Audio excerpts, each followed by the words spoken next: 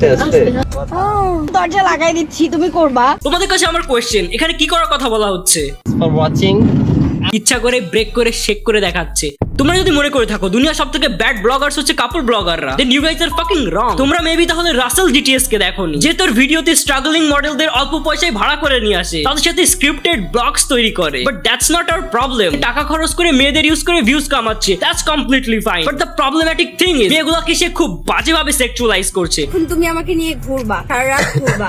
আমিও ভাবতেছিলাম এই মেয়ে একটু ভুল বলে ফেলছে, বলা উচিত ছিল সারা রাত করবা। আচ্ছা আচ্ছা, আমি পরে কোলে নিব নিয়ে। হোয়াট দ্য ফাক, কোলে বসতেছে। আসলে আমি মেয়ে মানুষের এত কাছে যাইনি তো কখনো। একটু কাছে যায়নি সে কখনো, তাই জন্য কাছে ডাকছে।